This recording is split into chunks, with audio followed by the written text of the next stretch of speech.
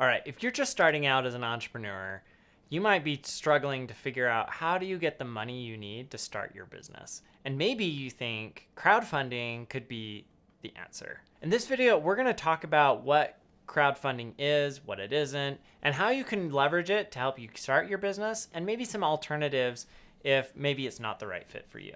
So first of all, what is crowdfunding? Now, crowdfunding in my mind really breaks down in two general buckets. One is equity crowdfunding, and then the other is more generic crowdfunding, like what you see on Kickstarter and Indiegogo. Now, let's talk about equity crowdfunding for a second first. So equity crowdfunding, where you would use a site like Start Engine, WeFunder, Republic, or one of the many others that are out there. You go to them and you basically outline, hey, here's our business and our idea, and we would like to raise money, right? And you put that, they work with you to create a page, you put that up, you put a video kind of explaining what your product is and your business and your team and all of those different things. And then you go out and you pitch people. And the advantage to doing equity crowdfunding with this method is that you can get non-accredited investors. Now, this is like one of those like kind of dirty secrets about the rich, is that there are all of these gates that keep the average person from getting access to some of the best investment opportunities. And one of those gates is that a lot of those opportunities, you have to be an accredited investor to be able to invest in that company. So for example, when Spotify was first starting out, even if you knew Spotify was going to be successful, right? In your head, you were like, this is obvious, it's going to be successful. You couldn't have invested as like the average person, and you had to be accredited. To be accredited, you have to meet certain criteria, and these criteria are kind of tough to meet. So on the one hand, you either have to have $1 million of assets outside of your primary residence, or you have to be making in excess of $200,000 a year. And you have to be able to show that you're going to make that next year too. It can't be just kind of this one-off blip, right? Now, there are some other exceptions, like if you work in the finance industry and you've passed certain tests and so on and so forth. But for the most part, most accredited investors are going to meet those two criteria. And you have to, by law, meet those criteria in order to invest in most startups. That really limits the number of people that can invest. And so what the government did is they said, hey, this really isn't fair. Let's create a way in which the average person can also invest in startups. And thus, equity crowdfunding was born under Reg A, Reg A Plus, and Reg CF. So under Reg CF, which is regulation crowdfunding, companies for the first time ever could raise up to $5 million in their company from non-accredited investors, from anybody. For as little as $100, you could invest in some of the next great startups, hopefully, right? And that's what equity crowdfunding is all about, right? You put up your page, you reach out to non-accredited and accredited investors and try to convince them to invest in your startup. Now, that can be really challenging because you're basically running a marketing campaign to raise money.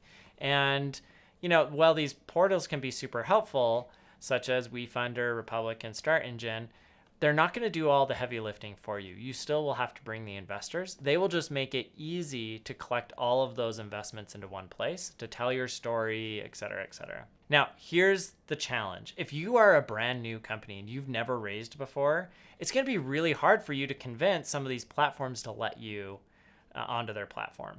For example, I know that Republic really is looking for businesses that are already generating revenue, that have decent runway, etc.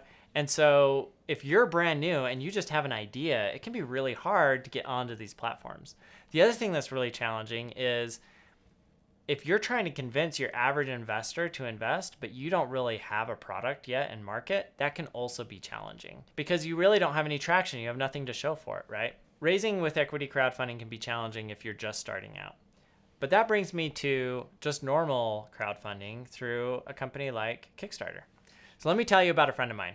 So when Kickstarter first came out, this was a number of years ago, he was like, hey, I think this could be a really useful tool to start really small businesses. So what he did is he was like, I want to start a watch business. And he found some manufacturers in China that could make the watch that he wanted, but the minimums were really high. Like he needed at least $10,000. And he was a student at the time, and he didn't have $10,000 to spend on inventory for a watch that he didn't even know if it would sell. So what he did is he set up a Shopify account, and he took pictures of the watches that he wanted to have made by this manufacturer in China, and he listed them on the website. And with that, he was able to test out like different price points, different watch styles, and figure out which one would sell really well. Then he took that and he went to Kickstarter, and he launched his own Kickstarter campaign and said, hey, these are the watches that I want to make. And he already knew that they were watches that people wanted to buy already because he had run those tests on Shopify. And when somebody went to buy on Shopify, he was just like, hey, I'm sorry, we're out of stock, right? But then on Kickstarter, he was like, hey, these are the watches I want to buy. And if you make a contribution to my campaign, then I will send you a watch and you'll get it for 20, 30, 50% less than what I'm going to sell it for retail, right? So by doing that, he was able to then go back out, advertise to a whole bunch of people that were interested in those types of watches. They came on, they made contributions. He was able to raise, I think, like $16,000, which was more than enough to meet that minimum quantity that he needed. So he went to China, ordered those watches, gave them the $10,000, shipped out all of those watches to everybody that had made a contribution to his campaign, pocketed the $6,000 as profit, and walked away with a pretty interesting business where he was able to Kickstarter it, build up some initial inventory, and generated pretty decent profit as a student. So equity crowdfunding can be useful depending on how you're using it, what you're using it for. I think at the end of the day, like some alternatives that are worth exploring. If you're just starting out, there's what we call the 3 F's, the friends, families, and fools. Look for people that believe in you, right? Your friends, your family, and see if they'll invest.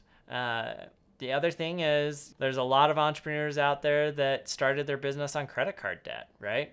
Now, I'm not advocating getting in a lot of debt to start a super risky business, but it is an effective tool that other entrepreneurs have done to get initial capital to get started.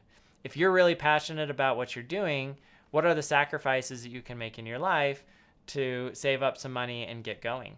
Or what are the things you can do to de-risk the business? So like my friend, right, he went on Shopify, he created this store. Even though he didn't really have product, he was able to test everything. And he came away with a lot of data. He could have also taken that data and instead of launching a Kickstarter campaign, he could have gone to his friends and family that had money and said, hey, look, I've already proven out that there are customers that want to pay. And if I spend this much in marketing, I'll generate this much in revenue. And this model can work, right? When you do things like that, you're able to really de-risk a business. Anyways, if that was helpful, check out some of my other videos like how to contact a venture capital firm, which would be really helpful after you've started your company and you're getting real traction and you're ready to really scale up.